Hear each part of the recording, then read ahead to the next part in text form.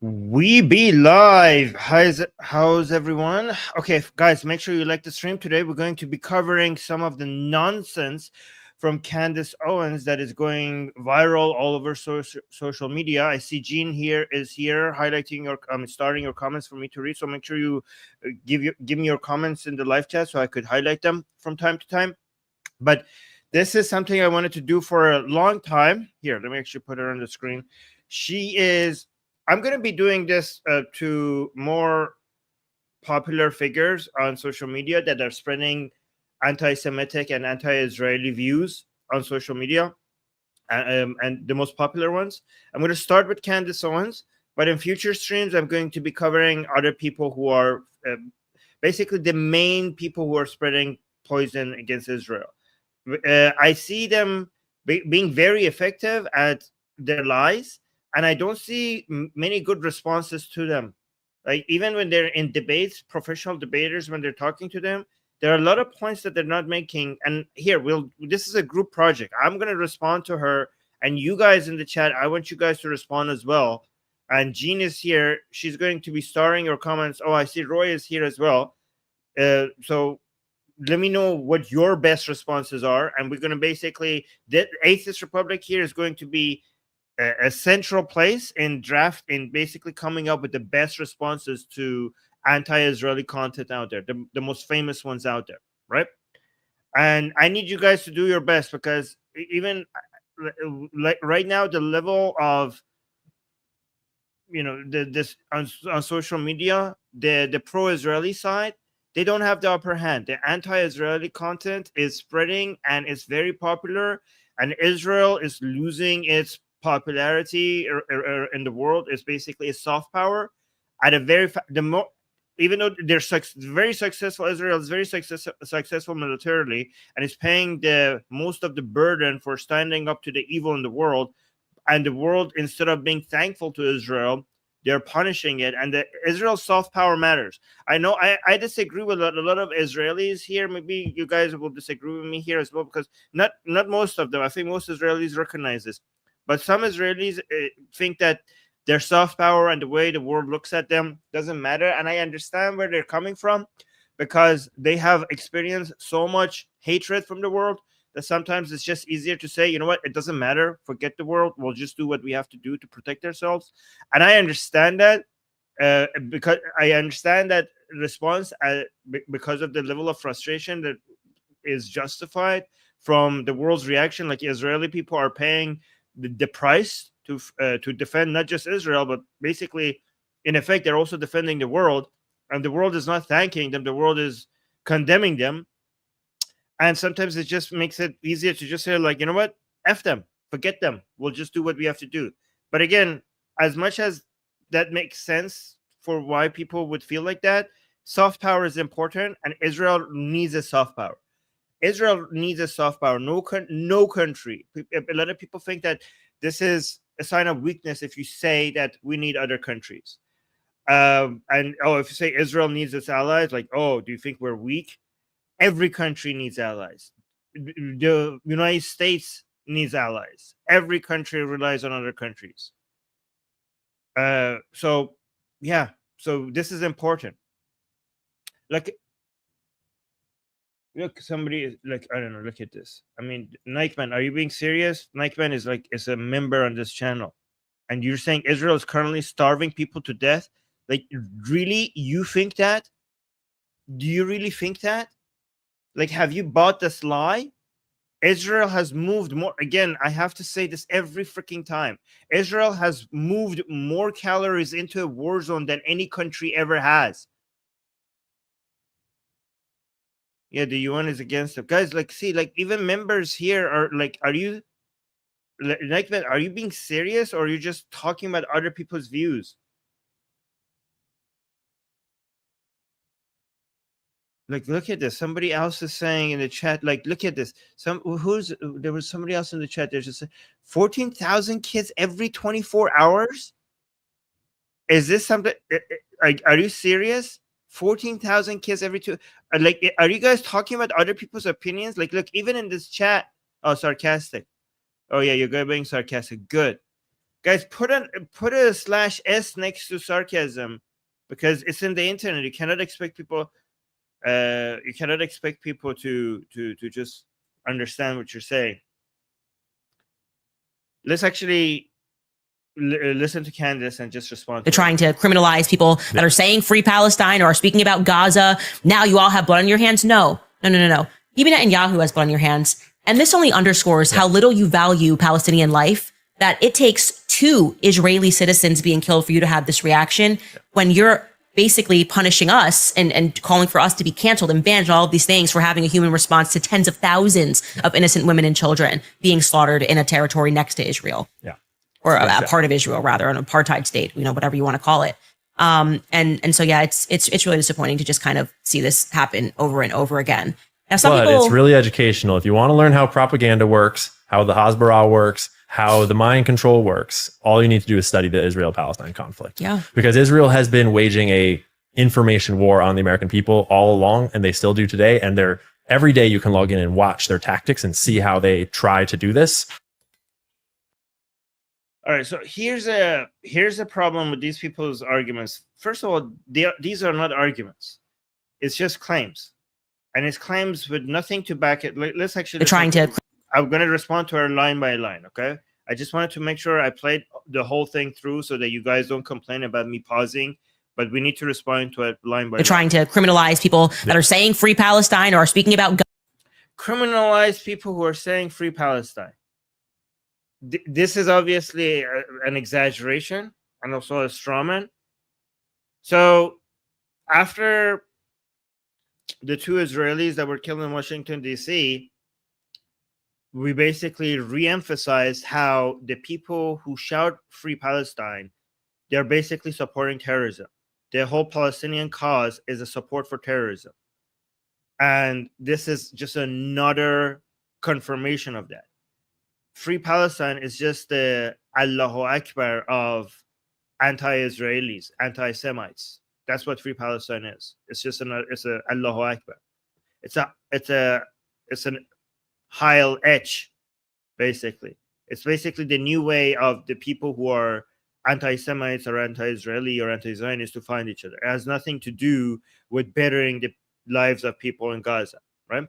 And we point that out, and these people, instead of trying to come up with arguments for why that is not the case, and again, we have provided a lot of arguments for why that is the case, and we have shown that the Palestinian cause is not about bettering the lives of people in Gaza. It's in fact about taking advantage of their blood and tears to sell this feeling of being a revolutionary without paying the cost of being a revolutionary. These are people who have a revolutionary fetish.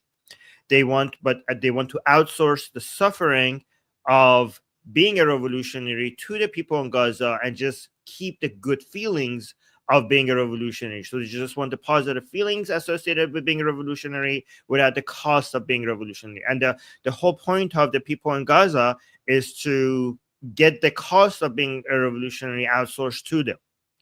So the whole Palestinian cause, because it invests in the blood and tears of the people in Gaza, it increases it. It actually doesn't improve it. It actually increases their pain and suffering.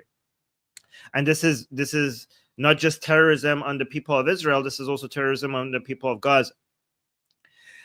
That's what we point out. And then when in response, the anti-Zionist side are like, why are you criminalizing us? You're criminalizing Free Palestine. Where has it been criminalized? Does she know what criminalized mean? I mean, am I missing something? She's in the U.S. She lives in the U.S. Guys, has it been... Do these people think that when you say something that is nonsense and somebody calls you out for your nonsense, that means that it has been criminalized? Like, have you been arrested for saying free Palestine? I mean, Candace Owens, you have been spreading the most insane conspiracy theories, the most anti-Semitic. Like, it's almost you're one step away from basically saying that Zionists are lizard people. I mean, I think you might have even like right, like you are the main source of the greatest anti-Semitic conspiracy theories on the internet. and you're free. Not only you haven't been arrested, not only you haven't gone to jail, not only you haven't been fined, not only you haven't been, forget about criminalization, you haven't been shut down, you haven't been censored, you have become louder and louder. And in fact, you have been rewarded with the very opposite of censorship. The more insane your takes are, the more anti-Semitic your claims are, the louder, the more popular you get, the more amplified your voice gets. How are you crying like a victim? Weren't these the same people who are blaming the left, the woke? I mean, justifiably, the woke left as being crybabies who basically claim victimhood every time they don't get their way. What the hell happened to that? What the hell happened to that? Who criminalized? Guys, am I missing something? What is she talking about? Like, listen to this again. Who's criminalizing Free Palestine? Oh, look at the great takes. Again, guys, if you're being sarcastic in the chat, then if I cannot tell, that is not on me. That's on you, because there is a lot of crap takes on the internet. So if you're like, oh, obviously that was sarcasm, I mean, that is not obviously sarcasm. Do you know how many insane takes are there on the internet? Anyway, so Gabriel is saying Zionist is Satanist. Again, if this is, you're either insane or if you're being sarcastic, you need to use a /s to make it clear, because this is the internet. But let's listen to this part again. They're trying to criminalize people that are saying Free Palestine or are speaking about Gaza. Yeah, they're trying to criminalize people. Criminalize people. Oh, Candace Owens. Oh my God, poor Candace, poor baby. They're not letting you speak, says the loudest, one of the people with the largest platform on earth. Oh my God, my voice is not getting to the world, says the lady with the largest megaphone in the whole world, with one of the largest audiences ever. They're trying to, guys, nobody is clarifying this to me. Where have they criminalized this? Oh, Gabriel in the chat saying I'm being real. Okay, so you are a confirmed, you're an idiot then. Okay, good. So thank you for confirming that you're a moron. Yeah, anti-Islam saying boo, Candace, boo hoo, exactly. Okay. Oh yeah, exactly. Pagan List is saying she's a whining idiot. Summarizes that are saying Free Palestine or are speaking about Gaza. Now you all have blood on your hands. No. Even Netanyahu has blood on your hands. And this only underscores how little you value Palestinian life, that it takes 2 Israeli citizens being killed for you to have this reaction, when you're basically punishing us and calling for us to be canceled and banned and all of these things for having a human response to tens of thousands of innocent women and children being slaughtered. You're not, your response to tens of thousands of, first of all, women and children. Hold on, listen to this. Okay, guys, I know a lot of you think that this is nitpicking, but I really care about things for having a human response to tens of thousands of innocent women and children. Innocent women and children. Okay, so first of all, I am defending the people of Gaza more than Candace Owens. You know how I know that? Because I care about the innocent men as well. Okay, I hate it. Again, guys, you might think like, oh, here he goes, Armin again. Innocent women and children, to me, suggests that you don't care about the lives of innocent men. Innocent women and children. So men dying, who gives a crap? Guys, men's lives matter. Men's lives matter. Like, make sure that you you mention that everywhere. Every time some people are like, women and children are dying. I'm like, oh, okay, so men dying, innocent men dying, that doesn't seem to be an issue. Oh yeah, men's life is, it's just, if a boy is important as long as he's a child. As soon as he becomes an adult, he's indispensable. He could just go die, apparently. Okay. All right, so yeah, I get, here I'm a Zionist, I'm pro-Israel, and when it comes to the innocent people in Gaza, and yes, they do exist, there are innocent people in Gaza, and like sometimes people in the chat tell me there are no innocent people in Gaza. I don't believe that there are innocent people in Gaza. But unlike these so-called pro-Palestinians, I care about the innocent lives of people in Gaza. I care about their children, I care about their women, and I also care about the innocent men in Gaza. So I care about them more than you, Candace Owens. And again, you are having a human response to the death of people in Gaza, but the human response that you have to that is greed, because you're investing in it.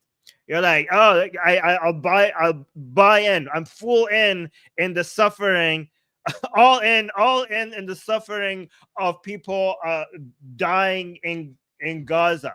Okay, the women and children, as you say, dying in Gaza, I'm all in. I'm fully invested. Give me more of that. This is very, this is financially, this is good for my popularity. I found that many people on the right are anti-Semitic, and this is a market that is not being catered to. I mean, I like the woke people on the left. They were taking so much great advantage of the anti-Semitism on the left. And I looked into the market, the right-leaning market, and like, holy crap, we invented anti-Semitism. Why are we not providing content? You know, that this left-leaning people, they just took anti-Semitism from us, and now they're banking on it and profiting from it. I mean, the anti-Semitism has been there. The demand for it has always been there. It's just become too taboo for a while for us to market on it. But why not? But this is a gap in the market that I could take full advantage of. So yeah, bring me more suffering of Palestinian people, so that I become more popular. I mean, I used to make a lot of money at Daily Wire, but as I realize now, I could be my own personality without having to rely on other people by just feeding this demand. Oh, jizya, we got jizya. Okay, be careful, guys. Please don't give us just jizya. Boring opinion LMP just gave us jizya. Thank you so much for the jizya. I appreciate that. I appreciate that. I appreciate the support. Okay. Keep your jizz to yourself, but jizya is welcome here. But let's continue. Being slaughtered in a territory next to Israel. Yeah. Or a part of Israel, rather, an apartheid state, whatever you want to call it. And so, yeah, it's really disappointing to just kind of see this happen over and over again. Now, but it's really educational. If you want to learn how propaganda works, how the Hasbara works, it's easy to call things propaganda when you don't have any facts or arguments against them. So the pro-Israeli people come here and like, guys, this is not a genocide because of this. This is not apartheid. Here's the arguments. Here's the evidence. Okay. This is Israel is actually the IDF, Israel's army is actually the most moral army on the planet. And here's the numbers, and here's the statistics, and here's the data to back that up. What does the other side say? Propaganda. Yeah, you just put a propaganda stamp on it, and that's it. That's your argument. Fantastic. So the mind control works. All you need to do is study the Israel. Mind control. Yeah, mind control backed by data. Like, oh, it's mind control. Like, hey, here are the evidence. Here's why this is insane to call this genocide. Here's why this is insane. Here are all the data to show why this is insane to call Israel apartheid. Oh, this is mind control. Providing me with facts, logic, and evidence is mind control. Sure. Yeah, oh, we got another super chat. Yusuf is saying Free Palestine equals Hail Mary of this movement. Yeah, exactly. Yeah, I like to call it the Allahu Akbar, the new Allahu Akbar. All you need to do is study the Israel-Palestine conflict. Yeah. Because Israel has been waging a information war on the American people. Information war with facts.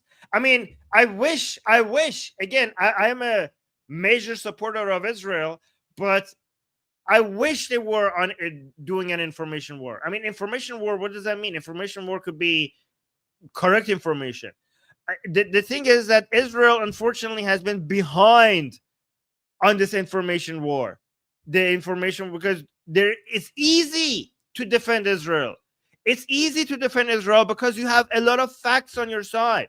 The other side has just nonsense and lies and hatred and racism and anti-Semitism and conspiracy theories. It's easy to defend Israel, and yet Israel and pro-Israeli people have not been doing their job properly.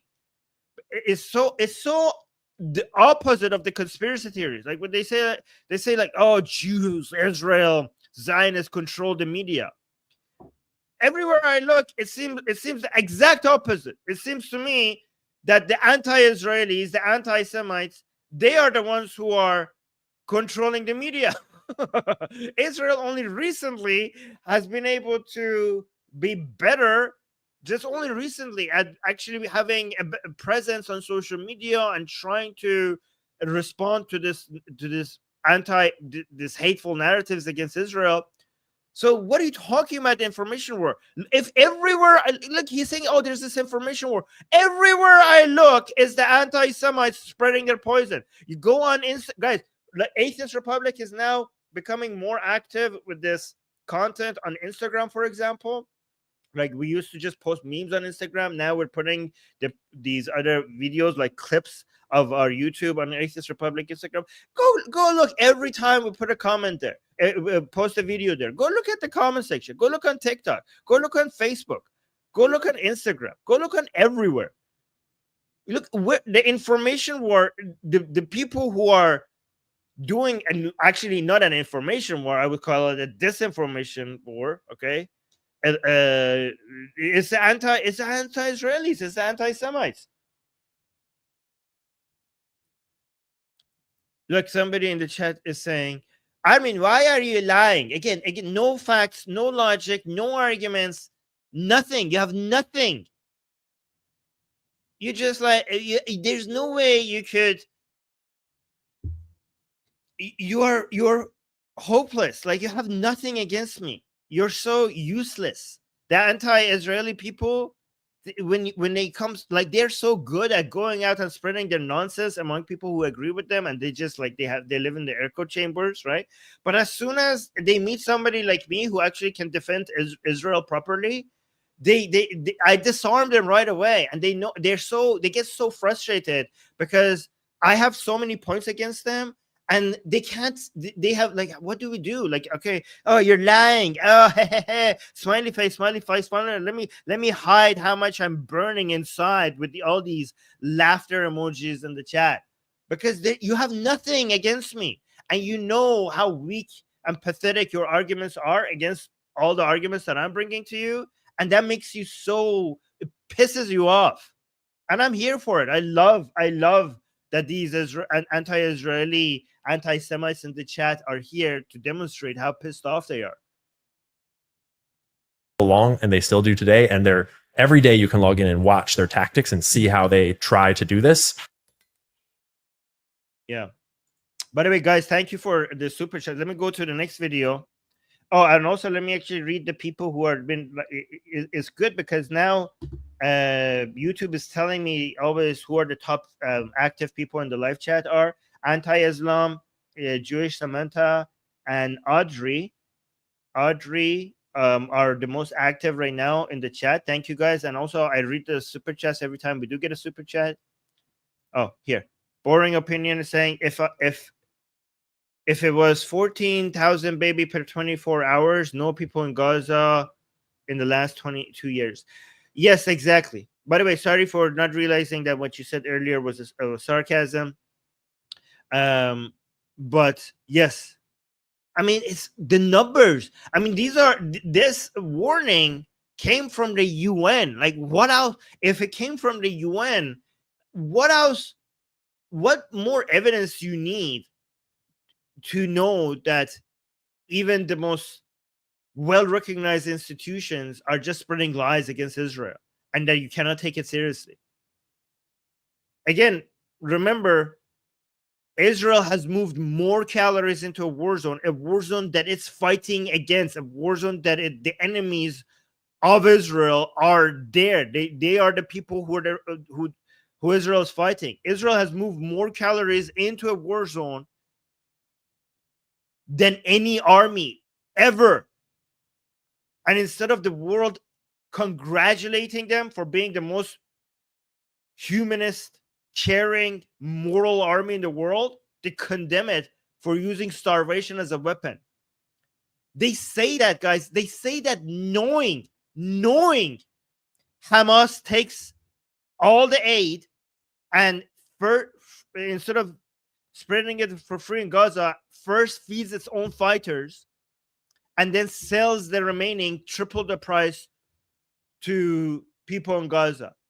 They know that Israel has a hard time finding a way to send that aid to Gaza without actually fueling the people who want to kill its citizens. And they know how difficult that is. And they still condemn, instead of condemning Hamas for making this a disaster for people in Gaza, they condemn Israel for using starvation as a weapon. By the way, if you've noticed, I don't say the Palestinians anymore. I try to remember to say the people in Gaza, because from recently, I refuse to recognize the Palestinian identity. I refuse to. I mean, it's been like months now that I refuse to accept Palestine. I mean, I'm against the two-state solution. I'm for the one-state solution. All of that area should be Israel. But beyond just being for the one-state solution, I also don't recognize anything called Palestinian anymore, except a terrorist movement. I refer to the people in Gaza as the people of Gaza.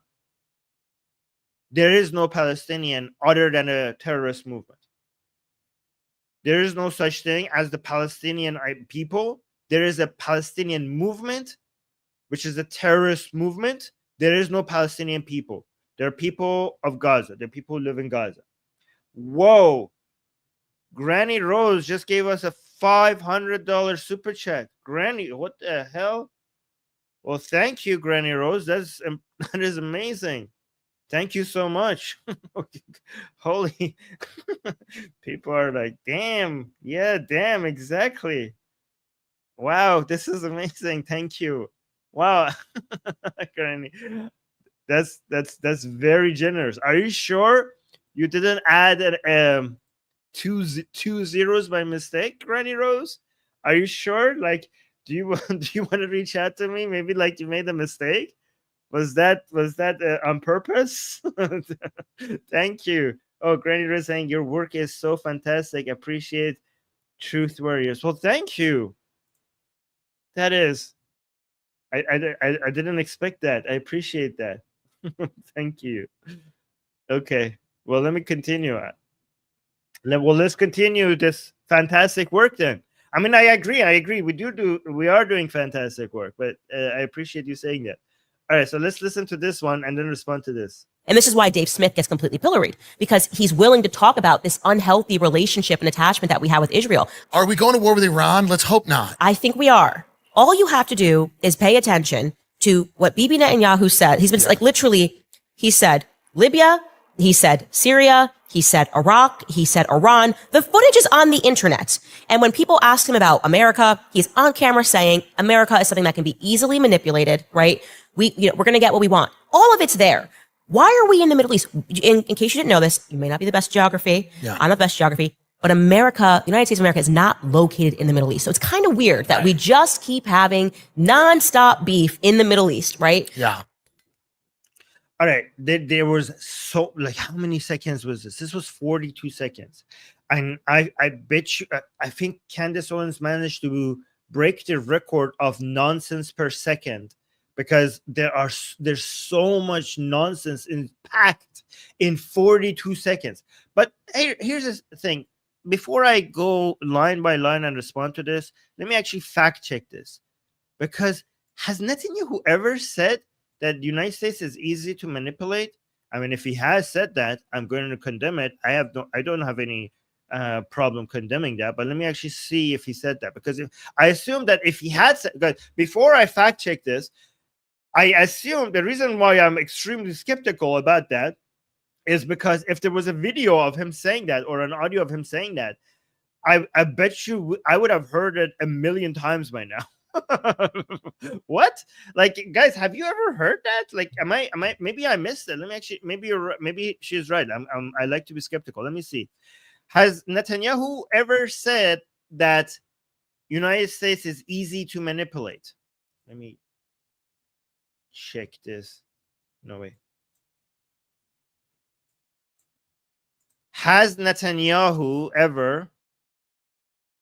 It didn't catch the first part. Huh. It's not writing. It's has. I'm going to type the PM of Israel because I never know how to spell Netanyahu. So while it looks for that, let me see in the chat. Have you guys ever heard that? Yeah, so Amit say, I remember him saying USA is our friend and it will help us.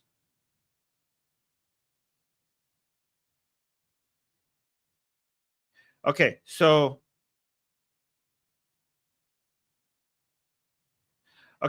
he didn't use the word manipulate. Guys, I want to be honest here. Again, this is quoted by, where is this quoted by? Okay, Netanyahu has said America is a thing you can move easily, move in the right direction. See? So it's a half truth changed to make it sound more evil. Okay, so I'm going to be honest because I don't want to be tribal. I don't want to be tribal by if something is a fact, something is a fact. Okay, so I'm not going to defend something. We have criticized Netanyahu on this channel before, right? But this is not wrong, what Netanyahu is saying. However, it could have been worded differently, and Candace on purpose changed the word move to manipulate. The thing is that America is a democracy, and I agree that in a democracy, it's easier to move the policies of a country that is democratic towards the right direction compared to, for example, which one do you think it's easier to move to the right direction, United States or China? United States. Why? Because it's a democracy. So Netanyahu has been saying that you can move America in the right direction, which is fantastic, which is true. However, this seems to have been recorded without his knowledge or something. But again, it could be misused by anti-Israeli people, so it's better not to word it like that. But again, look how what a snake. Look how easy it is for her to lie, because I checked the quote and there's no manipulate in the sentence. Move in the right direction is not evil. Moving in the right direction is actually something that everybody tries to do with their own and other countries. So it's not, for example, Israel tries to move America in the right direction. America also tries to do that with Israel. Every country does that with every country. If you change the word moving in the right direction to manipulate, now you are suggesting that something evil is happening. Because if she said the actual quote, moving it to the right direction, that's what every country does to every other country. How is that wrong to say? Are you guys with me? But let's listen to her here. Iran, the footage is on the internet. And when people ask him about America, he's on camera saying America is something that can be easily manipulated, right? Easily manipulated. Didn't say that. He said moved in the right direction, which is, again, I repeat, every country does to every other country. In fact, United States has more of an effect on Israel's policies than the other way around. Oh, we got another super chat. Thank you, Boring Opinion LMP, saying communist Romania worked so much to create Palestine. Oh, really? I did not know that. Are you sure? That's something I've never heard of. But thank you for the super chat. Let's go. Wait, huh? How's that even related?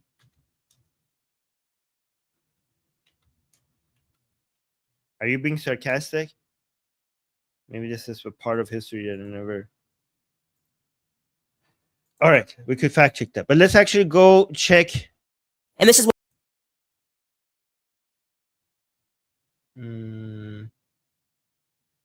Romania under supported. Okay, yeah, there is a connection there. Okay, I did not know about that connection. Thank you for that information. I have to go read up on that. Let's actually listen to this line by line and respond. and this is why Dave Smith gets completely pilloried, because he Yeah, Dave Smith, we have to respond to these other people who are spreading. I will, guys, let me know who the next person. I think the next person after Candace Owens, we will go over all of these people, but and respond to every single one of them. This is going to be one of the things that we're going to do now on this channel. Okay, we used to do a lot of content showing people how evil Islam is and how evil wokeism is. Now, right now, we need to do a lot more content showing the lies that anti-Semites are spreading all over social media, right? And I think after the next show that I do on this topic, I should go after Tucker Carlson. What do you guys think? Tucker? Should we do Tucker Carlson after this?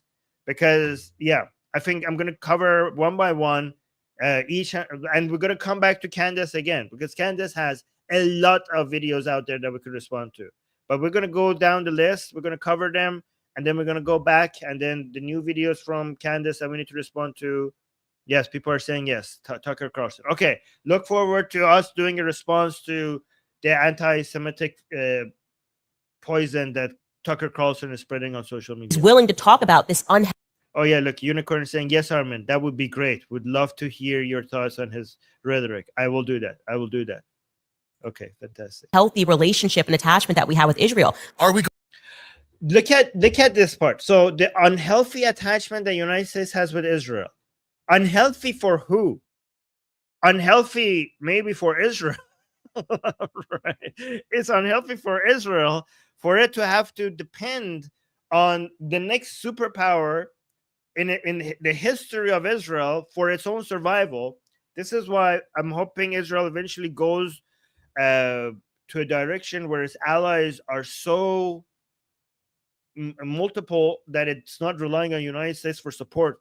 You know, the fact that as an Israeli, you have to see who's going to be the next president and what its policy is going to be, so that the chances of your survival, your people's survival, is going up or down by 5 or 10% is very unhealthy. Like, if I was an Israeli, like other people around the world, when they have security issues, it's concern for their economy. It's a concern for their way of life. It's a concern for the safety of some people around the borders. But for Israel, all policies is an existential crisis that could potentially take the entire country down. And for them to be this reliant on the United States for their support, and every election in the United States or every policy by the American president is playing with their chances of them being able to live, is a very unhealthy. It's very unhealthy for Israelis. I mean, throughout the history of the people of Israel, they had to rely on superpowers for their survival because they didn't have an army. But now that they have finally their own independence and their army, we have progressed into in a place where they are strong to be able to do a lot of these things themselves. But they still rely on superpowers for a lot of that support. And we need Israel to become strong enough eventually that it doesn't have one main ally that it relies on. It needs to be, the network needs to, this is why it's so important for the Abrahamic Accord to become more successful, right? And this is why it's important also to topple the Islamic Republic for the survival of Israel, and also to bring a secular government in Iran, so that it could become a major ally to Israel as well. This is why that's so important. But yeah, the relationship has been very unhealthy for Israel. I mean, imagine if you're in a relationship with somebody that you rely on, and one day she or he is being very loving to you, and tomorrow, I don't know, she or he is burning the house and threatening you. You're threatening, or I don't know. This is like, yeah, it's a very unhealthy relationship. But for the United States, Israel has been nothing but benefit. The Israeli people have paid with blood the cost of killing America's enemies. Every Israeli that is going out there and putting, every Israeli soldier that is out there risking his life, his or her life, fighting terrorists, is basically an American soldier that doesn't have to be there. If the Israeli soldier was not fighting in the battlefield, it would have been an American soldier that would have needed to do that. So the security, the risk, the security, the cost that the Israeli people are paying for fighting not just America's enemies, but also the world's enemies, no country is doing the heavy lifting as much as Israel is. The burden upon the shoulders of Israeli people is higher than anywhere for any other citizen, and it's for the sake of every other citizen in the world. The enemies of Israel are not just the enemies of Israel. The enemies of Israel are the enemies of the United States, are the enemies of the world, and only Israel is fighting them. Israel is the wall, is in the way.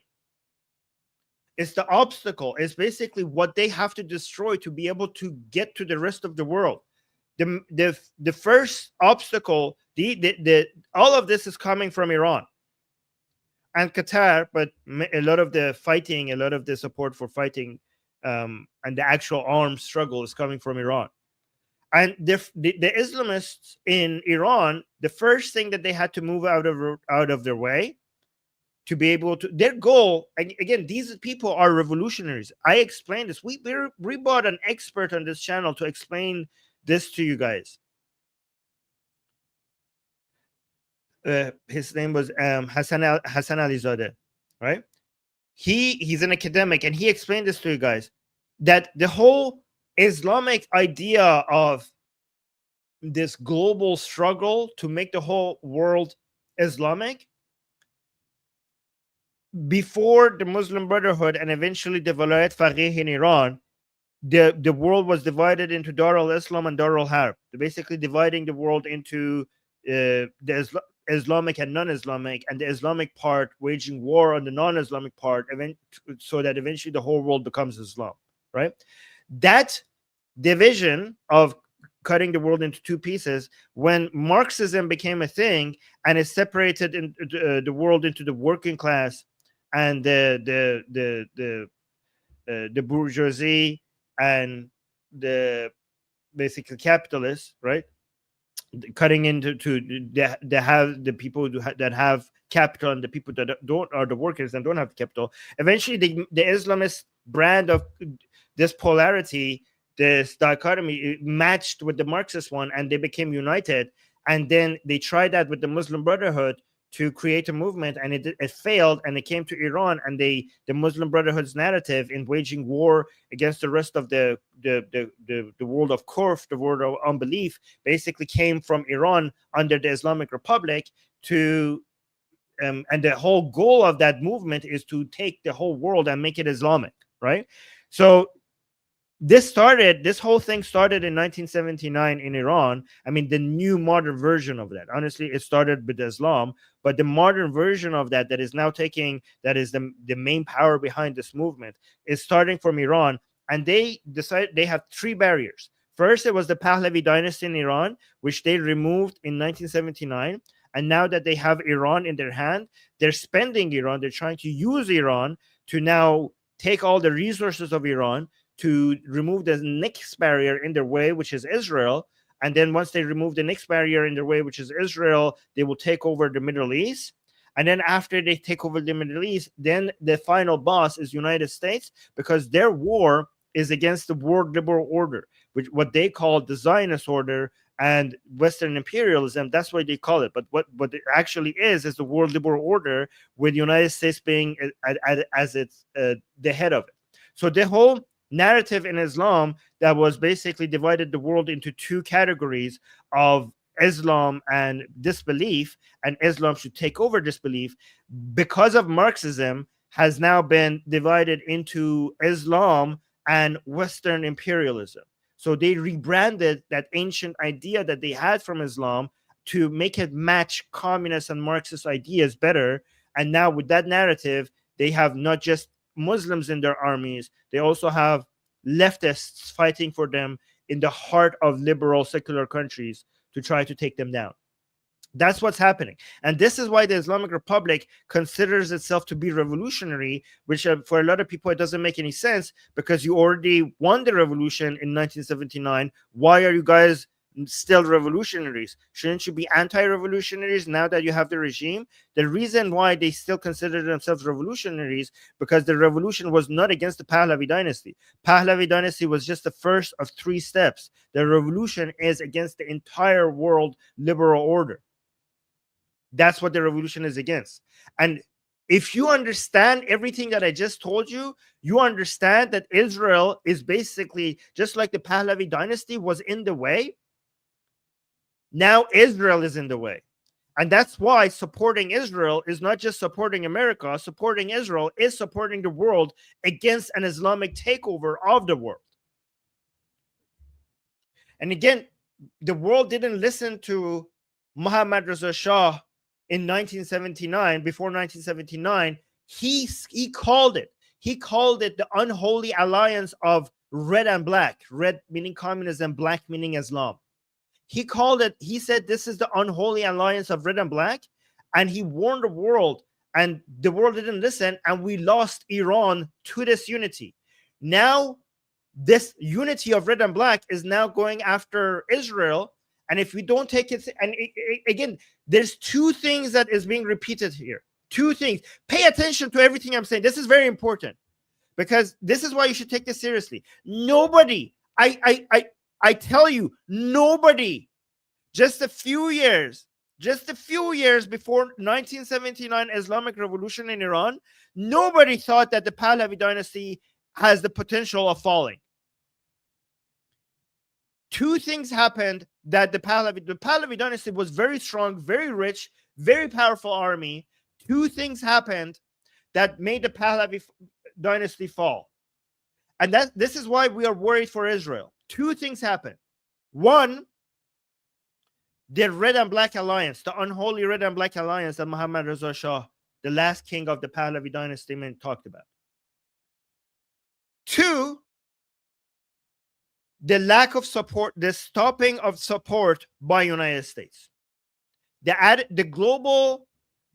unholy alliance of red and black, the leftists around the world. So the Islamists do the military fight, the leftists do the propaganda fight for the Islamists.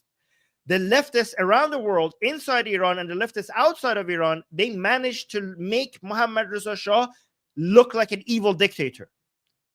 They were successful in that propaganda, and they eventually caused United States under a Democrat, under Carter, to stop supporting the Pahlavi dynasty. Again, this is how the unity between the leftists and Islamists work. The leftists do the propaganda war because they're pathetically weak. They can't actually do the fighting. And they give the fighting to the barbarians. They give the fighting to the Islamists because the Islamists are not good at propaganda. They're good at fighting. The leftists are good at propaganda. They're not good at fighting. So they basically divide the work and conquer. This is exactly what happened to Iran. The leftists, with their propaganda, they made people think like Khomeini was like a Gandhi, was like a Nelson Mandela, and Muhammad Reza Shah was an evil dictator. United States under Carter, they stopped supporting the Pahlavi, and the Iranian government, the Pahlavi dynasty, fell. This is why we are warning the world. This is now happening. We see this. The Iranian people, what they saw happen to their country, they're seeing that now happening to Israel. The red and black alliance is now going for Israel. Islamists are doing the fighting on the ground against Israelis, and the leftists around the world are doing the propaganda to make Israel look evil. The same thing that they did to the Pahlavi dynasty. And this propaganda against Israel is meant to make United States eventually have a government that stops supporting Israel. And then the revolution will happen against Israel. And first they took Iran. After Israel falls, they want to take the rest of the Middle East. If you understand that, then you would understand why we support Israel. It's not just for the sake of Israeli people. Supporting Israel is supporting every single one of you. Even the people who are anti-Israeli, they don't understand how everything in their life, everything that they value in their life, they have it because of the security, the stability, and the growth gifted to them, and the prosperity gifted to them by this new world order that we created as humans. We create we the institutions and the principles that we came up with after World War II it's been the blessing that they do not appreciate in everything that they have in their lives. And the Islamic Republic in Iran and all its proxies and all its leftist allies want to destroy that. So they want to destroy everything that you value. And if you support the enemies of Israel, you're supporting the people who want to destroy the thing that is responsible, all the forces that are responsible for the betterment of our lives, our well-being in the past 100 to 150 years. They are waging war at life itself. And you think they're the good ones, and Israel who's fighting them is bad. And again, I say all of this just to respond to this line by Candace here. Just to respond to this line by Candace, who thinks that this is an unhealthy relationship. The United States is suffering. The United States is being manipulated to support Israel. It is absolutely in the best interest of not just every American, but every person on the world to support Israel. In fact, you should be doing some of the fighting because they're your enemies. You have the unhealthy relationship. If you want to describe this as an unhealthy relationship, I would agree with that, because the Israelis are paying too much of the cost that the rest of the world is not sharing. If the rest of the world understood the nature of the enemies of Israel, they were really like, oh shit, these people are not just Israel's enemies, they're our enemies, but it's only Israel that is fighting them. We should be joining them. We should be helping them a lot more than we are right now.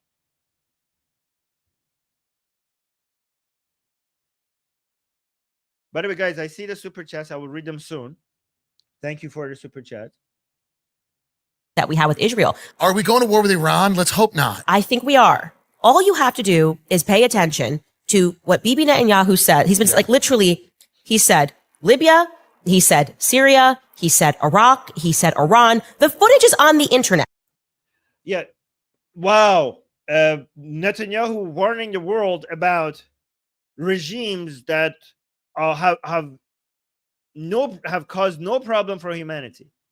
Like, oh yeah, you mean by Iraq, you mean Saddam? A curse upon the people of the Middle East and the world, an evil dictator. Libya, you mean Gaddafi? Iran, you mean the Islamic Republic? Netanyahu warning the world about how evil these people are and how they're not just Israel's problem, but everyone's problem.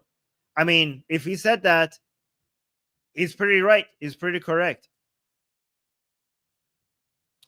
Yeah, Jin. Okay, so let me actually read the super chat. Well, I mean, let me just finish responding to this video, and I will then respond to the super chat. And when people ask him about America, he's on camera saying America is something that can be easily manipulated, right? Lies. I just fact checked that. Didn't once. Like, why do you have to change it? At least quote it exactly.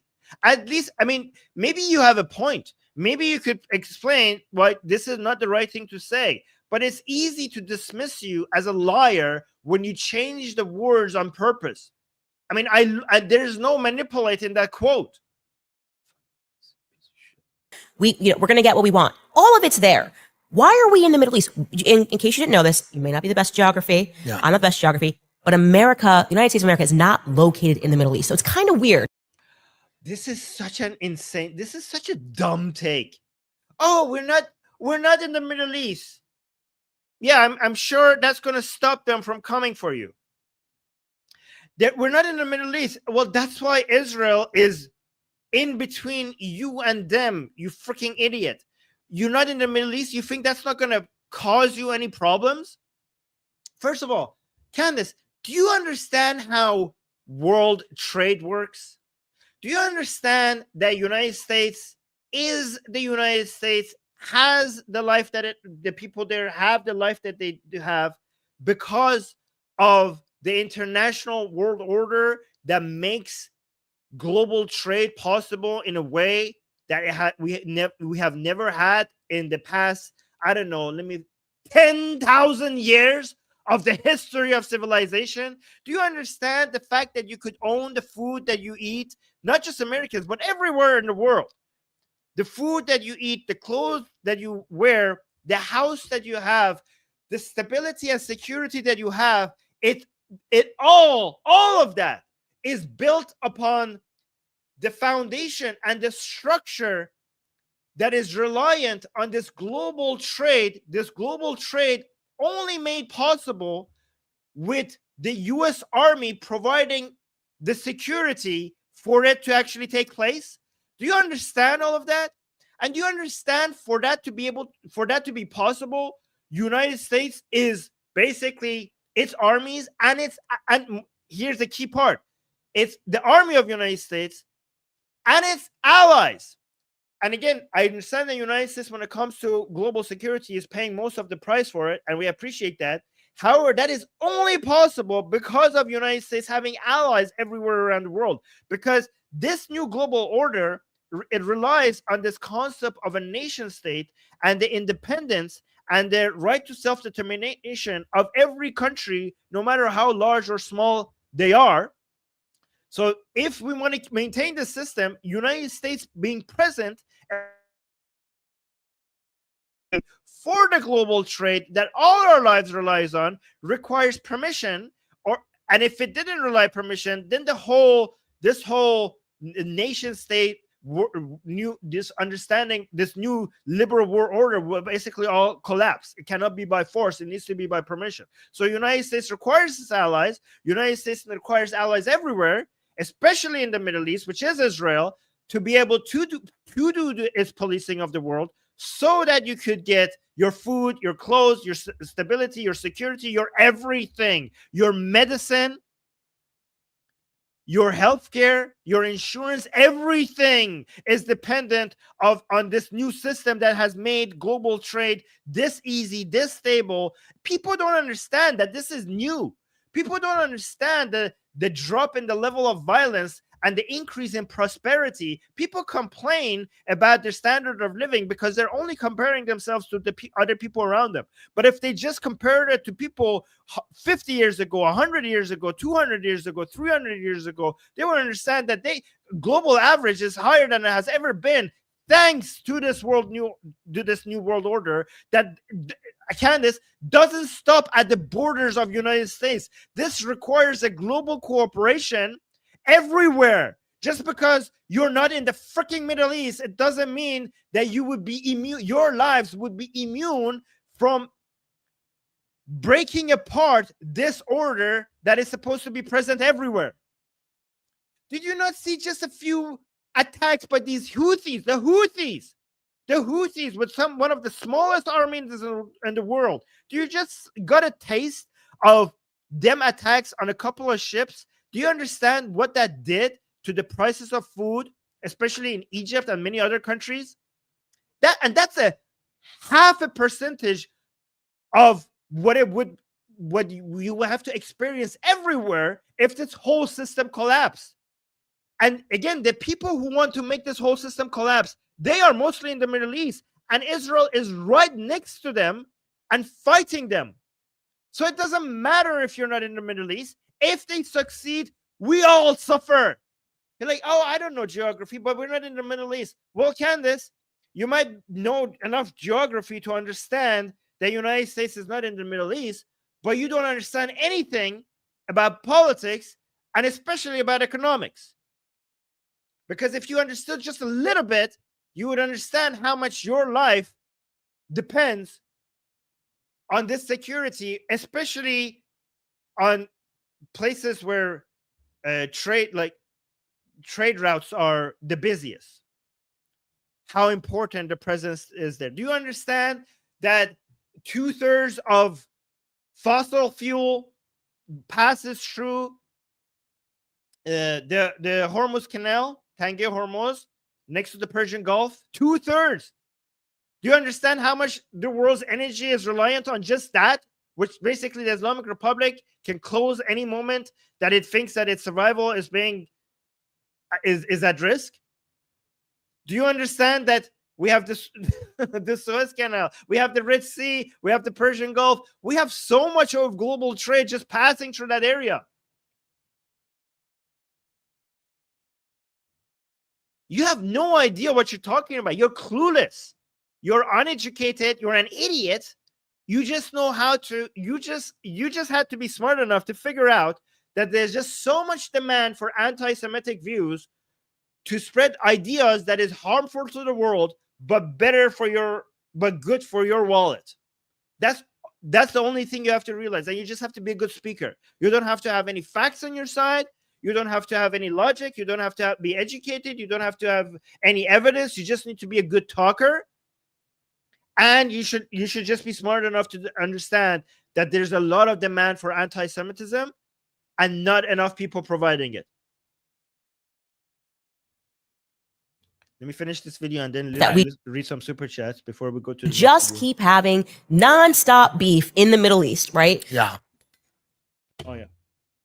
Non-stop beef, as if Israel is starting the non-stop beef in the Middle East, as if Israel is starting those fights. Israel is responding to the violence, to the attacks. You freaking moron! Every time Israel participated in war, the other side started it. It was the Islamic side, the leftist terrorist side, or the Islamic side that started it. Not even once was it Israel that started the fight. People say like, oh, history didn't start at October 7th, because we say like, hey, the war that Israel is in right now, they started it. They started it on October 7th. And people are like, well, history didn't start on October 7th. Fine. Go back. Go back. Every fucking time. Every freaking time they started the war, Israel responded.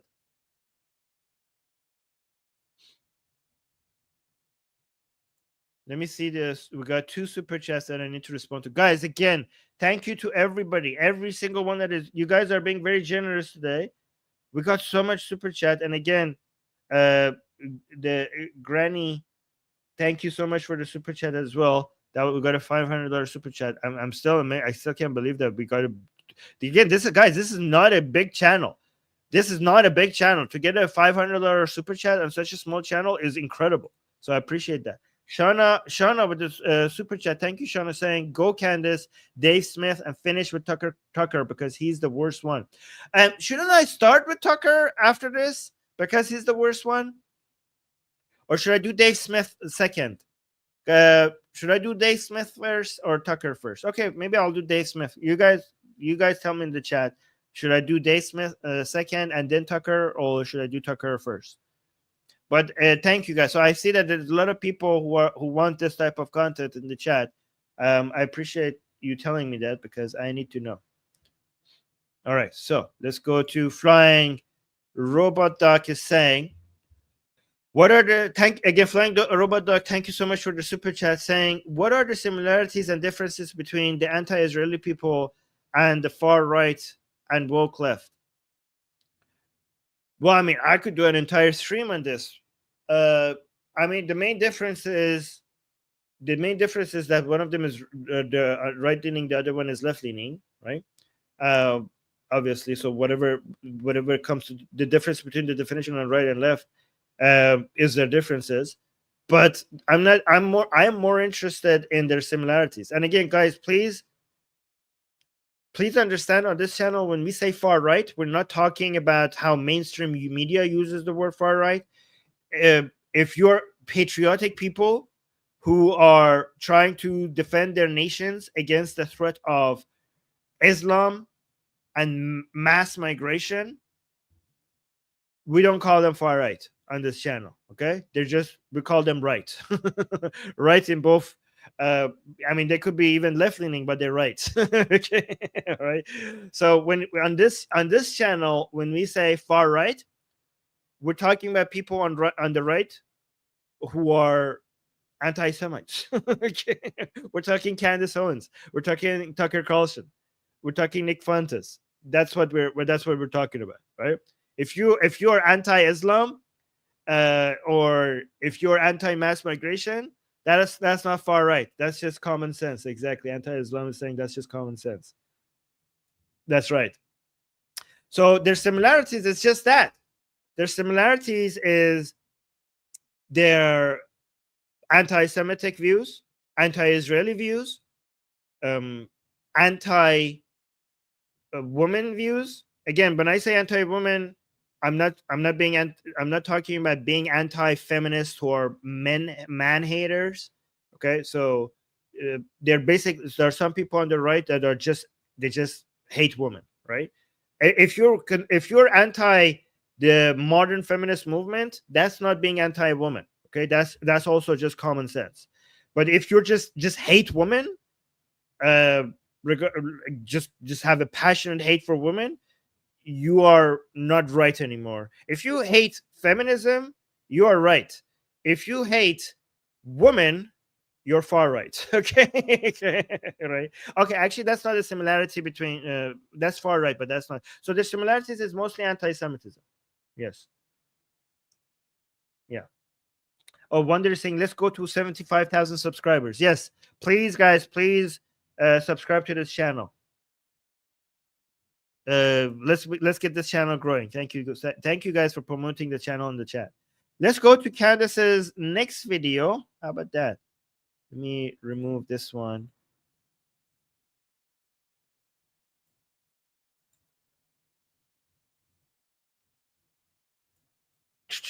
Okay, let's watch this. Yo, people, flying robot like saying aim for 100K. Imagine guys, if we have 100K subscribers of this channel, wouldn't that be amazing? Let's make it happen. What do you say to people that go, Candace Owens, rabidly anti-Semitic? They're trying to conflate critique of Israel with just being Jewish, which is absurd. Right. And oh my God.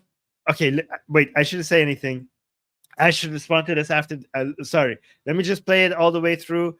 It's just so outrageous that she's the one who's saying that I was just forced to pause. I can't believe she's the one who's saying this. Okay, let's continue. Let's just watch from. What do you say to people that go, Candace Owens, rabidly anti-Semitic? They're trying to conflate critique of Israel with just being Jewish, which is absurd. Right. And I'm sorry, it's just stupid. I'm over it. I don't care anymore. I don't even defend myself against it because it's just so overdone. When there is dissent expressed in the United States against policies of the Israeli government, people here are called anti-Semitic.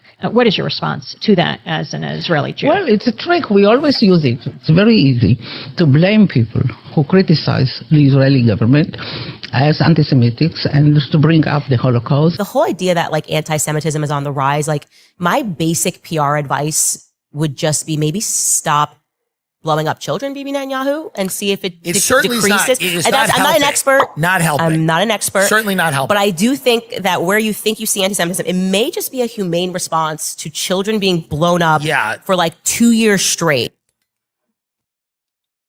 All right.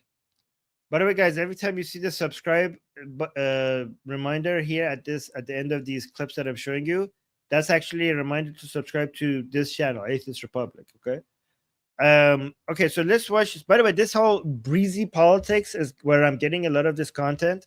So that's a channel, YouTube channel with a lot of with a huge source of anti-Semitic views. Okay, but let's actually listen. Let's respond to this Candace Owens and respond to her line by line. What do you say to people that go, Candace Owens, rabidly anti-Semitic?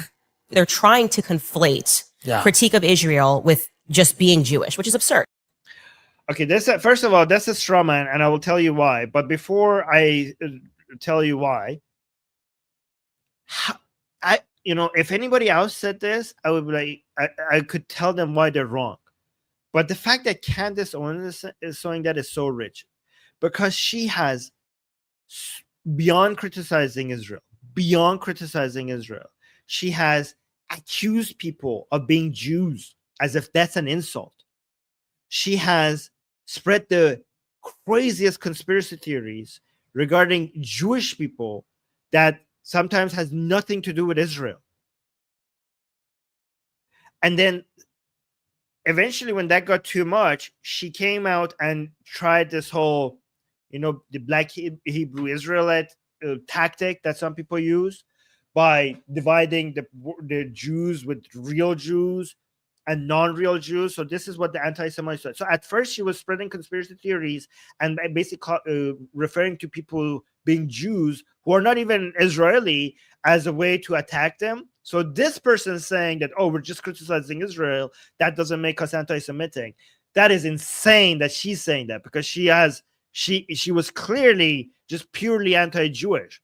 And then eventually when that got too much, this is what people, guys, it's important that you listen to me, because you understand what I'm saying this, because this is a tactic that a lot of people use.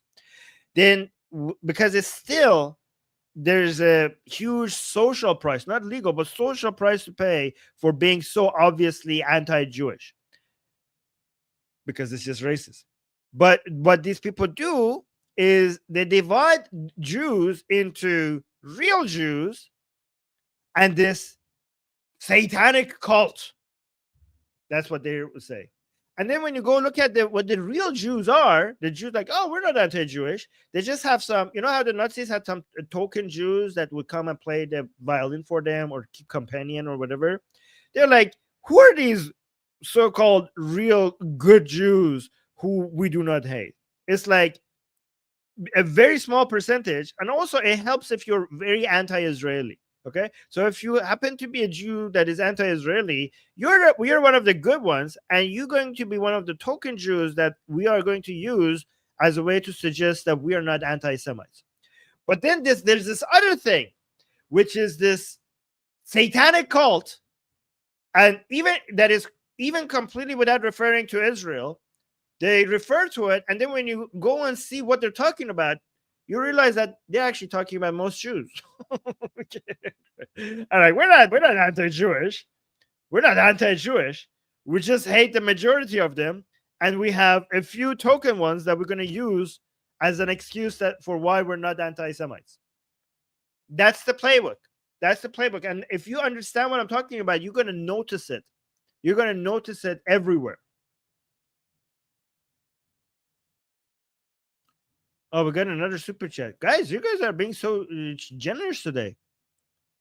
Thank you. MT is saying 522,000 infants have starved to death since the Sudan war began in 2023, same period as the Israeli-Hamas war. Silence BBC's fake story about 40,000 Gaza babies dying in 48 hours. Outrage. Wonder why.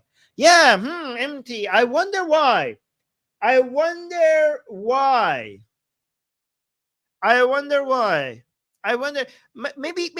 Maybe that has something to do with them being Jews? Is that it? Is that it, guys? Is that it? It can't be that. It can't be that. No, I refuse to accept that. Say it ain't so. Because is every other factor other than one of them having Jews and the other one not having Jews, is it all the same? Because have we managed to? Yeah, it seems like it. Yeah, unfortunately, you have to accept that. And again, MT, that's a very important point that you just made, because I almost forgot to mention that. And thank you for the super chat. Because here's another thing: even if you are only focusing on Israel, and like, hey, I'm not anti-Semitic, I'm just criticizing Israel. Why are people calling me anti-Semitic? Well, Candace, I criticize Israel. Why are people not calling me anti-Semitic? I have criticized Israel. I have criticized Netanyahu many times. We have shows against certain things that we don't agree with. People don't call me anti-Semitic. Why don't they call me anti-Semitic? I mean, honestly, you could find examples of everything. Sometimes people might even do that. But why? Because the reason why sometimes criticism of Israel, not always, but sometimes criticism of Israel that doesn't even mention Jews is anti-Semitic is because of the double standard that MT just pointed out. This is key for you guys to understand. Some people say, like, why are you calling us anti-Semites? We're just criticizing Israel. The reason why you're anti-Semites is because the standards that you use to criticize Israel, you don't use the same standards for any other country in any other situation. And the only difference is that they're Jews, they are Jews, and the others aren't. I mean, the hypocrisy of just even calling Israel apartheid, for example. Here, let's say, like, hey, I'm calling Israel apartheid. That's not anti-Semitic. That's not anti-Semitic. Just calling them an apartheid. Are you calling Gaza apartheid? Are you calling the West Bank apartheid? Why are you not calling the West Bank apartheid? Why are you not calling Gaza apartheid? Last time I checked, Arabs in Israel do not have the same rights as Jewish Israelis. They have more rights. They have more rights than Jewish Israelis, than average Jewish Israelis. Last time I checked, there was an Arab judge of the Supreme Court in Israel that's sentenced two Israeli, not one, but two Israeli prime ministers to prison.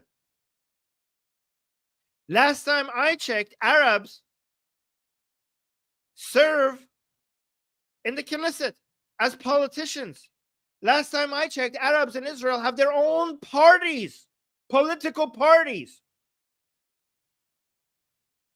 They enjoy the same rights.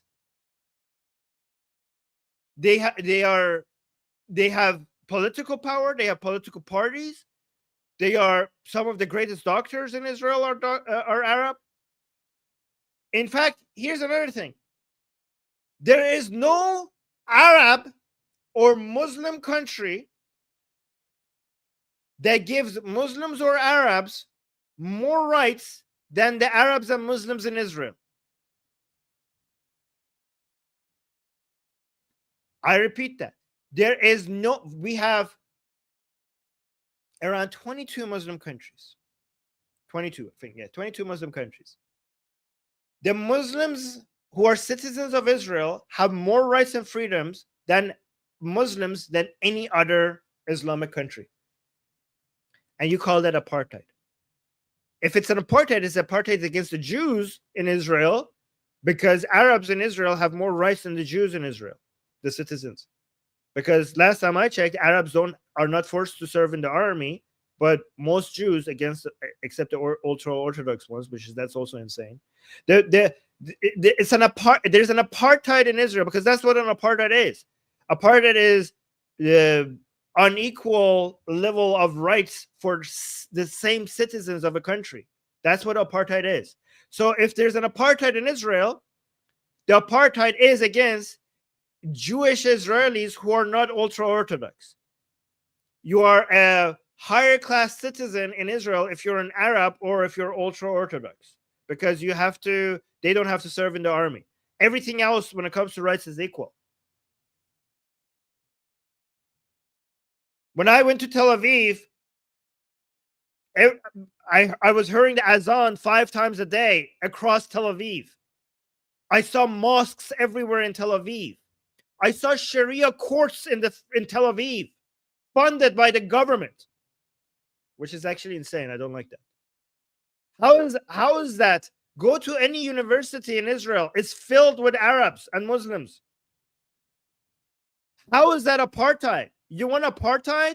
Go to Gaza. Show me. Okay, forget about a Jew in Gaza having the right to be a politician or being a judge. How about the right to live? Guys, for you to be apartheid, you just have to have unequal rights. In Gaza, as a Jew, you wouldn't even have the right to stay alive, let alone being a politician. And where are you calling Gaza apartheid? Is Gaza not an apartheid where a Jew cannot even live? Isn't Gaza an apartheid? Isn't the West Bank an apartheid? That's apartheid.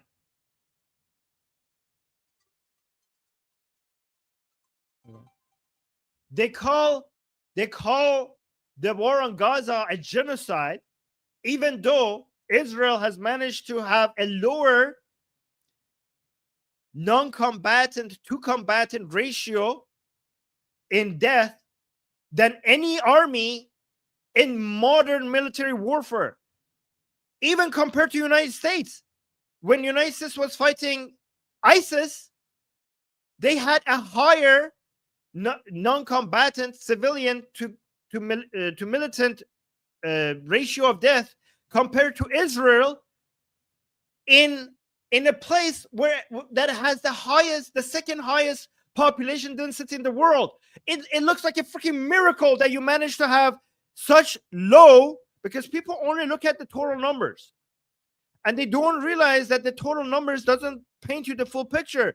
You have to look at the ratio of civilian to combatant casualties to see how moral the army is. The fact that Israel, here are two evidence for you why Israel's army is the most moral army in the world. One, managing to have a lower civilian to combatant ratio than any other army in a place that the population density is second in the world, in a place that the militants that you're fighting don't wear uniforms and use human shields. That is evidence that Israel has done more than any army to try to reduce civilian casualties. That shows that Israeli military cares about the civilian lives in Gaza, a care and value that Hamas has zero of for the people in Gaza. And they have said it themselves. Just recently, one more leader of Hamas just added to the 100 other examples that we have. I showed it on the show. Came out and said that, yeah, we don't care, 50,000 people in Gaza dying, it doesn't matter, we made 50,000 more babies in the same period of time. They don't care about the lives in Gaza. Israel does. That's evidence one. And evidence number two that Israel actually cares about civilian lives in Gaza is the actual admission by Hamas, by using human shields, by not wearing uniforms. Hamas is admitting that the enemy that we're fighting cares about civilian lives. How is that a genocide? And here, Candace, this is why your criticism of Israel is anti-Semitism. And not all criticism of Israel, again, because on this channel we have criticized Israel and Netanyahu. And that's why I know not every criticism is labeled as anti-Semitism, but yours is. Yours is because it's double standard, because when your standards apply only to people who are Jewish and it doesn't apply to anyone else. That's why your criticism of Israel is anti-Semitism.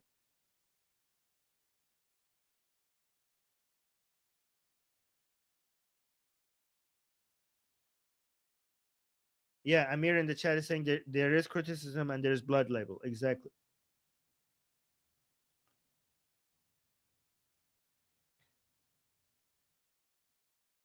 We got another super chat by Hybrid Striker saying, that's crazy, bro. I don't know what you're referring to, but thank you so much for the super chat. Jan is saying, love this stream, Armin. Thank you. Long live Israel. Long live the Iranian people. Well, thank you so much, Jan. I really appreciate you saying that. Amit is saying, even Ethan Klein that says that there is genocide in Gaza isn't a token Jew because he doesn't believe that Israel should be destroyed. Yes, you're right. That's not enough. Even if you call that, does he call it a genocide? Well, F him then. He's an idiot too then. But yeah, if you as a Jew, for them to accept you, you have to actually want the entirety of Israel to be wiped out, which is basically you just calling out. Basically, calling what Israel defending itself, calling that genocide is not good enough. You actually have to be pro-genocide against Jewish people for them to accept you. Good point, Amy. The so-called anti-genocide people will accept you only if you are pro-genocide. Thank you guys for the super chats. And Chris, a 3-month member of this channel, thank you for your membership, Chris, saying, what are you saying? I don't understand what you're saying there. I can't read that. But you're also saying Jesus is God, which obviously I don't agree with because this is an atheist channel. But thank you for your membership.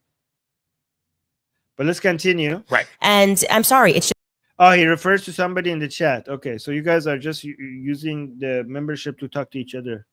Okay. Thank you, Amir. Amir is always here to tell me what's happening. Thank you. Right. And I'm sorry, it's just stupid. I'm over it. I don't care anymore. I don't even defend myself against it because it's Right. just so overdone. When there Yeah, you don't. You can't. You cannot defend yourself. I don't defend myself anymore. Oh, because you don't care. You care, Candace. Don't lie. You care. The reason why you don't defend yourself anymore because you have no defense for your hate. And myself against it because Right. it's just so overdone. when there is dissent expressed in the United States against policies of the Israeli government, people here are called anti-Semitic. What is That's bullshit. That's bullshit. I mean, okay, no, actually, I'll take that back. I'm wrong. I'm wrong. They are generalizing. I admit, are there people who overuse the anti-Semitic label? Yes, I've experienced it. I've seen it. There are people who are too quick to use the anti-Semitic label. But this claim is generalizing that. Just because there are people who are too quick to use the anti-Semitic label, these people weaponize that by suggesting that nobody who's criticizing Israel is anti-Semitic. We are not like genuine, that they are trying to suggest that genuine anti-Semitic people are not anti-Semitic because there are other people who are wrongfully being accused of anti-Semitic. They're saying every time this is never justified because they will use a couple of examples of like, oh, look, this person who is actually a genuine supporter of Israel or whatever, who might have good criticism of Israel, they labeled her or him as anti-Semitic. That means that you have to completely dismiss this accusation of anti-Semitism because they do not even exist, apparently. your response to that as an Israeli Jew? Well, it's a trick. We always use it. It's very easy to blame people who criticize the Israeli government. Oh, and here's another thing that they do. They go find, look at this. Who criticize the Israeli government as anti-Semitics and to bring up the Holocaust. The whole idea that like anti-Semitic Yeah, so again, they go find examples of people who, I don't know, are generalizing or might be referring to sometimes this being overused, and they try to defend. Genuine anti-Semitic people are trying to defend themselves by pointing out that sometimes it's overused by some people. is on the rise. Like my basic PR advice would just be maybe stop blowing up children, Bibi Netanyahu, and see if it certainly decreases. Is And not I'm not an helping. expert. Not helping. I'm not an expert. Certainly not. Israel blowing up children. Okay, so let me tell you guys, like, oh, maybe if you want the anti-Semitism to stop, maybe stop blowing up children. Well, let me tell you guys, that sounds very rational if you don't think about it. Okay, that sounds very rational if you're it just sounds on point. Like, hey, you want people to stop hating you? Stop blowing up children. I mean, if you don't think about it, and if you're an idiot, it makes a lot of sense. But if you have two neurons connected and you use them to think for half a second, maybe you will realize that no country would ever be able to defend itself ever against any threats if the standard was no civilians should die in response to your reaction. Basically, the whole world would collapse if that was the standard.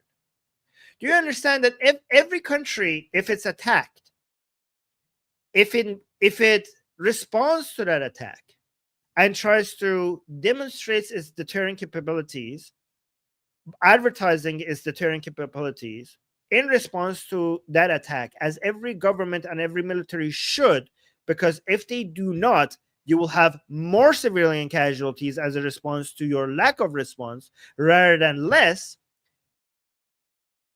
Any country that does do that duty to its citizens, any government that does actually step up and do what it's supposed to do as an elected government that is supposed to defend its civilians, it would be almost impossible to do that in a way where no civilians die. And yes, civilians include babies. The choice is never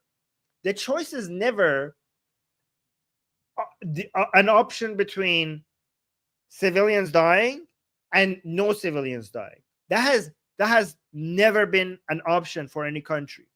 The option has always been less civilians dying and more civilians dying. There is no option of no civilians dying. That option does not exist. As a politician, as an army with the duty to defend your civilians, you have to pick the option that has the least civilian casualties, but not the option with no civilian casualties, because there is no option. That option is imaginary. Show me an army that in the process of defending itself against an attack managed to do that without civilian casualties. You live in La La Land, Candace Owens. You live in an imaginary world of rainbows and butterflies.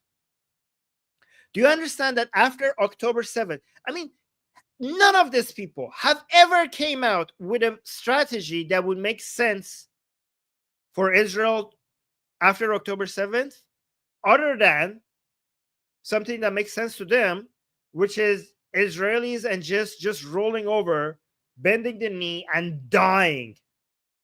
Just accepting their total annihilation is the only strategy that would satisfy these people. Tell me what Israel should have done after October 7th. Should they have just done nothing? Do you understand what you're advertising to the whole, all your enemies, which you're surrounded by? Do you understand that the borders of Israel, right across them, are millions and millions of people wishing for the opportunity to be able to behead a Jew or kill a Jew in their life? They want nothing. There are millions of people right around Israel that want nothing more than that. And do you understand, once you're attacked on October 7th, if you do not respond to that, you're basically advertising to every enemy of the Jewish people and all of Israeli people that we are weak, we do not respond, and this is the time to basically end it. And all of you should unite, because when you attack, we don't respond, and you're not going to regret this. Come at us. It's the time to do it. Israel is weak. It's the time to finish the job. Do you understand how important it was for Israel to show to its enemies the consequences of fighting, of attacking Israel?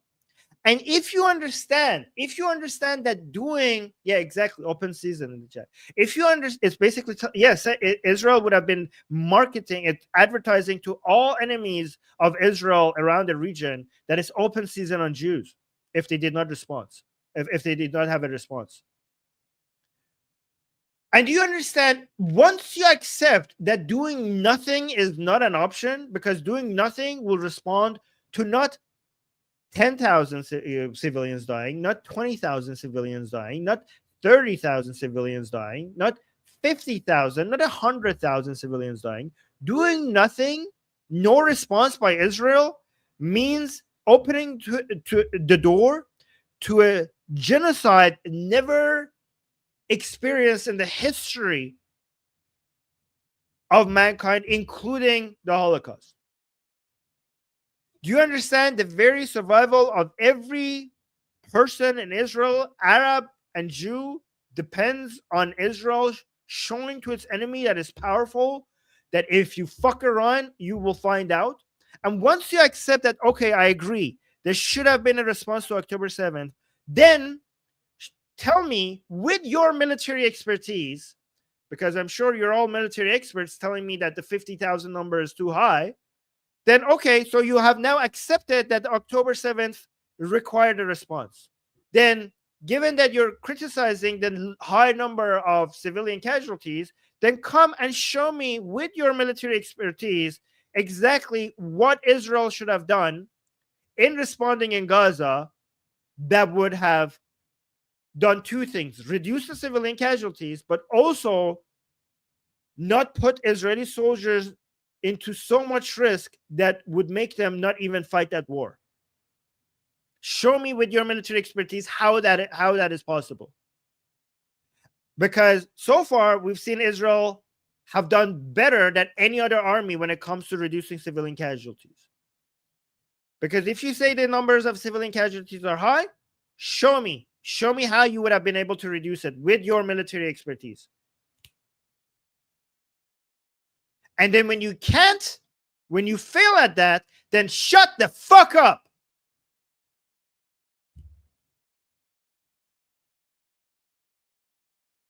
Where were you? You're an American. You're saying Israel is evil. By that standard, you are evil as an American supporting your government because babies were blown to pieces also when the United States was fighting ISIS. The bombs that the United States dropped on ISIS also killed babies. The United States bombed baby. In fact, every country that has been involved in any war has bombed babies, not because the babies were the target, because there was no other fucking way. So this is, Candace, this is why we call you an anti-Semite. Because when you justify anti-Semitism or being against Israel because Israel bombed babies, by that standard, you should be against every country that has participated in war in history. Show me a war.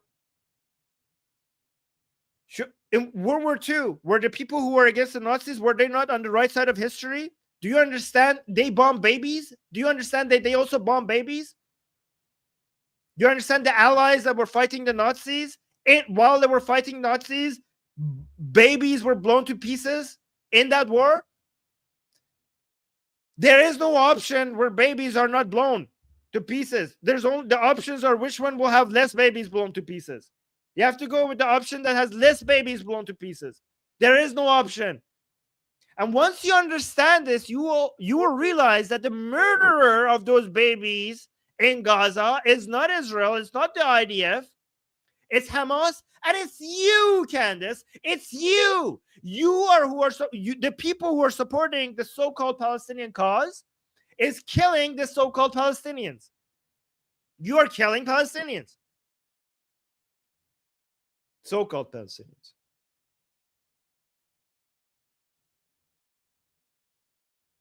You want to blame somebody for babies being blown to pieces in Gaza? Look in the mirror. You're supporting the Palestinian cause. You're supporting the cause that has been offered peace over and over and over and over again for the Palestinian people, for the so-called Palestinian people, and they said no to it every single time because they were hell-bent on destroying Israel as a whole. It was never about a two-state solution. It was never about the independence of the so-called Palestinian people. It was never about being peace and prosperity to the people in Gaza. It was always about destroying Israel. And that's why every time Israel offered them peace and stability and prosperity, they said, no, as long as you get to be a country, we say no to peace because we are here to remove you, even if it costs our lives. And you're supporting that cause that the main price of it has been the lives of the children in Gaza that you pretend to care so much about.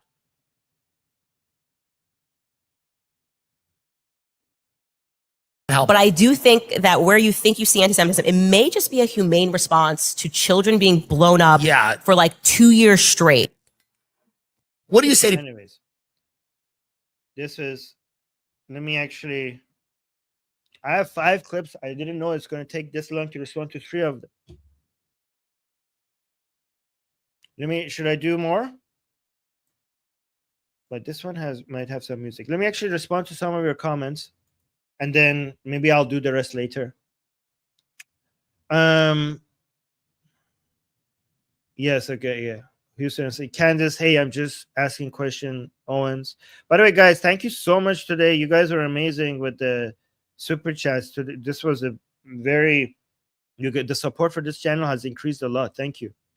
Again, anti-Islam also saying that share this channel with all your friends and haters too. Yes, especially the haters. We need them here. Yeah. So Jewish Samantha is saying India is our next ally. Yeah, Jewish Samantha, India and the Iranian people. The Iranian people, I think, is also a major ally to Israel. Ziv is saying they just want Jews to die and do nothing. We can't reason with these people. Don't lose, Ziv, don't lose hope.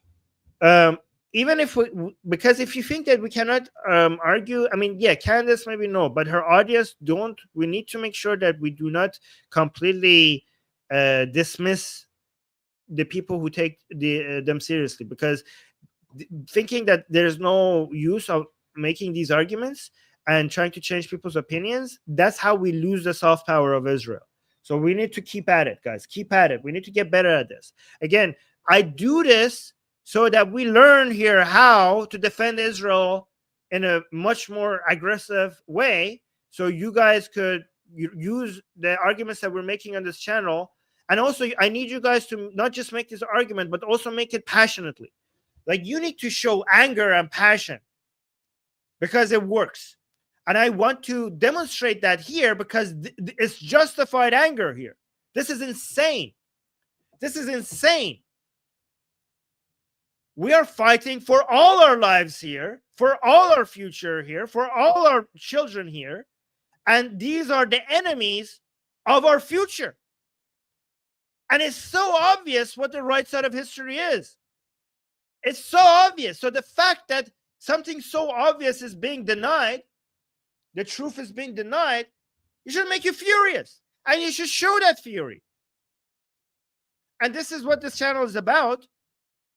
And we're here to practice together on how to demonstrate that. Yeah, Ziv is saying, I understand we need to keep fighting. My point is that some people are a lost cause. Some people are lost cause. I agree with you. It's just sometimes the people that we think are a lost cause end up not being a lost cause. And sometimes people that we think that there's hope for you to change their mind, they're actually a lost cause. So my point is that we cannot tell. So we should try this on everyone. Oh, actually, we got a super chat, which is actually highlights the point that I was making. Yesenia, did I pronounce that right? Sorry if I didn't. She's saying, I thought by now we'd be safe, but instead I have more fear for Israel and all us Jews worldwide, for Iran and the whole world. I understand that. Again, this is why I say this is the unhealthy relationship is for the Jewish people. It's, again, I cannot even understand how somebody deals with that level of threat, especially if you live in Israel, knowing that the barbarians are right at the gate and the world is cheering them on. It's one thing for you to have barbarians at the gate and knowing that this is they could open the gates and it would be a bloodbath and an end of a civilization. But it's another thing for you to notice that and see the world is cheering on them. Right? So, like, imagine, like, this is even crazier than fantasy, right? Imagine, like let's look at fantasy. Look like a Game of Thrones, right? When you had the army of the undead coming for the rest of the world, and people are warning, like, hey guys, you're fighting over the thrones, but we have bigger problem. There's going to be no thrones if these people come and take over. It's going to be the end of everything. So that sounds like fantasy, but actually real world is actually crazier than that, because in fantasy you had a problem showing that these people exist to the world, but once they saw it, they were like, oh shit, they exist, we need to do something about it. That's what happened in the fantasy realm. But in the real world, they know they exist and they're cheering them on. They're on their side. The living is actually supporting the cult of death. In the fantasy world, the living, once they realize that the cult of death is actually there, they're like, oh holy shit. okay, let's actually unite against this death, this force of death coming at us.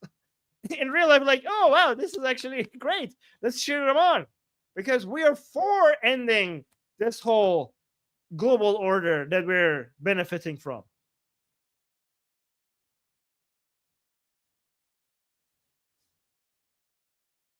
Yeah, Jewish Samantha is using sarcasm. It's like, oh, but calling them barbarians is Islamophobic and racist. Yeah, I'm sorry. The people who actually claim that they value death more than they love death more than we love life, calling them barbarians, that's racist. I mean, I'm not generalizing it to an entire race. I'm talking about the people who specifically say that they love death more than we love life. That's what they say. They are proud of being a death cult. I mean, you don't even have to listen to, you have to read their book. You just have to read the Quran. It says it right there in black and white, that the people who love life, they are the losers, and the people who love death, they are the winners. That's what the Quran says. It's actually the most clear message of the Quran. It's the most clear message of the Quran, not up to interpretation. Actually, the Game of Thrones analogy makes a lot of sense, because we're talking about the death coming for the living, and these are the cult of death coming for people who want to live.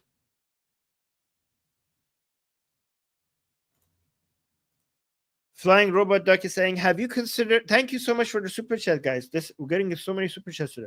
Flying Robot Duck is saying, have you considered doing a stream about people who used to be anti-Israel but become pro-Israel, and what changed their mind? I mean, if you could find them for me, like if you could send me their content, I would love to do that. Guys, let me know if you think that would be valuable. Yes, if I could find guys, for me, because I'm doing so much every day, like guys, beyond doing YouTube, I'm doing so many other projects, right? So I need to, when it comes to anti-Israeli content, I have found some readily available sources for me not to be able to just boom, boom, boom, go at them. But for me to do any form of content consistently, I need to be able to have a reliable repeating source of it. And again, when it comes, the problem with this suggestion, Robert, I would love to do that, Flying the Robot Duck, but what you're suggesting, I don't have a reliable source, consistent source of it. But when it comes to anti-Israeli, anti-Jewish content, the source of that is plenty. So there's too much of that, so I don't have to worry about running out. But yeah, I mean, if you could show me, I would be happy to do that. And thank you again for the super chat.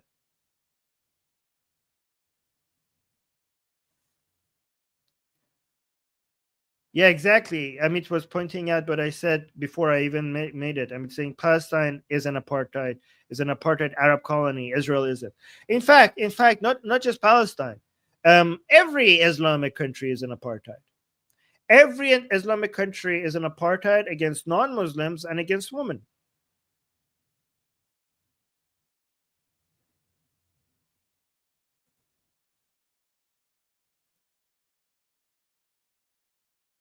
But I don't see Candace again. Candace, this is why you're anti-Semite, because I don't see you calling all these other countries an apartheid. And people in the chat, Amir is saying, Amir, you're amazing. Thank you so much. Amir is saying, don't forget to like the stream, guys. Please don't forget to like the stream. I also thank all the admins. I also thank everybody in the chat that is. By the way, again, let me appreciate the people who have been so active in the chat. Anti-Islam, YABS, and also Shy. You guys have been the most active in the chat. I appreciate that. Unless you've been more active because of reasons that I don't know. Okay. All right, guys. Let me see. Should I respond to any other comments?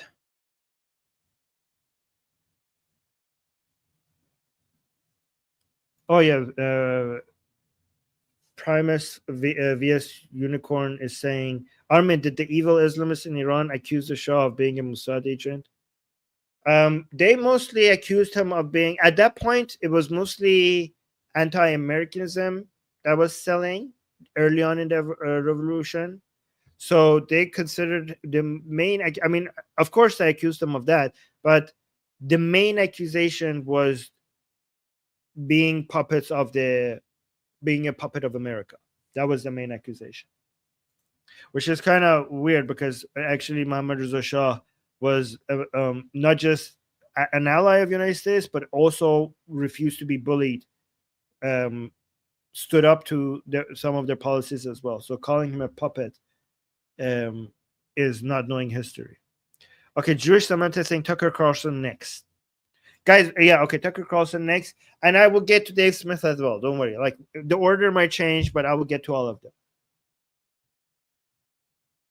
No, anti-Islam saying I yap too much. I got 200 XP. No, don't. That's good. No, don't. Please, if you are the most active, that's really good for this. Just being active in the live chat helps YouTube recommend this channel more. So the more comments you are putting in the chat, the more this stream is getting recommended. So I appreciate that. Please yap more. Yeah, Jewish Samantha is as a good summary here. Step 1, actually, okay, step 4, the world. Actually, that's pretty good. That's a pretty good summary. I didn't even consider putting Kashmir in there. Yeah, step 1 is Pahlavi, step 2 is Israel, step 3 is Kashmir, step 4 is the world. Step 1, yeah, and step 1 has been successful. They're now on step 2. The thing is, guys, imagine if we bring the Pahlavi back in Iran. So not only they're not going to win step 2. So this is why I say we should support Prince Reza Pahlavi, the crown prince, the son of Mohammad Reza Shah. Because if Reza Pahlavi comes back to Iran and we have a secular government under Reza Pahlavi, then not only have they not been successful in achieving step 2, they went back. We take away their victory in step 1 away from them. So this is why, Jewish Samantha, in the same way that right now Israel is supporting the world, because Israel, look at the steps that Samantha is putting, right? So you can see that Israel is in the way, you can see this, is in the way of the enemies of life and the world, right? But before Israel, the Pahlavi dynasty was in the way. So right now Israel is in the way because the barrier of the Pahlavi dynasty has been removed. And this is why it's good to bring the Pahlavis back, is because if you put the Pahlavis back in power in Iran, then they would be between the enemies of life and Israel. And that would be a major defense for Israel.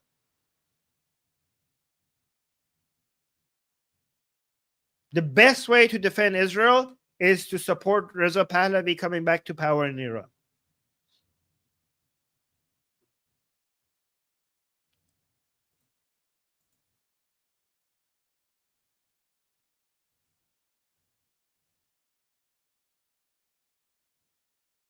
Okay. All right, guys, I'm going to stop the stream now. I want you... Yeah, El Rito said we can't let these people succeed. Again, it's very important. Guys, you're right. I need you to support this. One way is to support this channel, because I don't want to be humble here. I truly believe that we're doing a really good job providing you with the best arguments, not just what the best arguments are, the best delivery of the best arguments to defend Israel. And if you think that's not important, you have to you're underestimating the importance of soft power. You're underestimating. I mean, soft power is so. I mean, just look at, here's how important soft power is. It wouldn't be this important if Qatar wasn't spending trillions of dollars on it. Qatar is spending trillions of dollars on soft power. So soft power is important. We don't have trillions of dollars. We only have our voice, and we should be using it to increase Israel's soft power. And we on this channel, we're not big enough, but you could help us become a bigger channel, because I truly believe that we're doing a good job providing the best narratives. So please this is how you could do maximum support for this channel without spending a cent. Again, we got so many super chats and so many people becoming members, which is we really do need to continue. So thank you for people who are becoming members and giving us super chats. But if you want to do maximum support without spending a single cent to support this channel, just like the stream, subscribe, hit the bell notification, leave a comment, and recommend this channel. Easy peasy. All of that together takes 30 seconds.